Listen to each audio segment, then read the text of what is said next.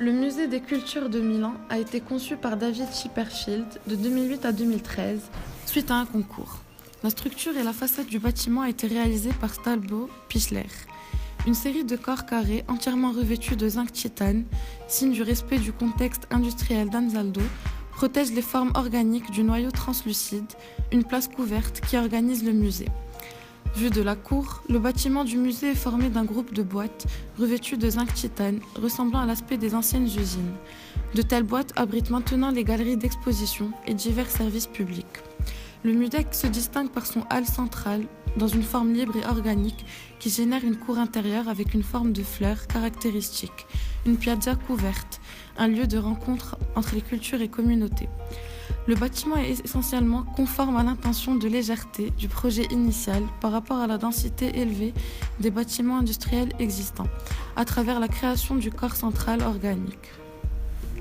Son corps central est un atrium entièrement vitré, caractérisé par sa forme ondulée.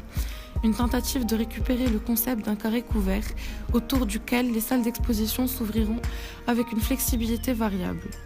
Le volume, construit en verre dépoli avec des surfaces paraboliques, agira comme une lanterne pour la ville dans la soirée. Cette place couverte présente les différentes zones du musée, organisées en grappes de salles rectangulaires adjacentes les unes aux autres dans l'ordre hiérarchique, conçues pour donner la possibilité de les qualifier avec des atmosphères différentes et accueillir la rotation des collections dans le musée tout en conservant idée de continuité spatiale. La lanterne est formée de 2 couches de matériaux translucides. Le mur rideau extérieur est fait de sections d'acier et d'aluminium externe pré-peint. Le vitrage est composé de verre à double couche avec intercalaire PVB et d'un panneau intérieur pour absorber la chaleur.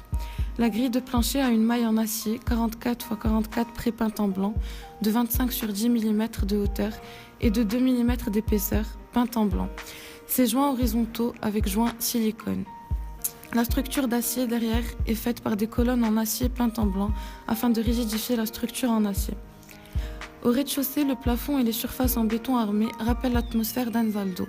Les pièces peintes en blanc laissent entrer le premier étage d'exposition. Le revêtement de sol est en pierre de basalte gris foncé de l'Etnan.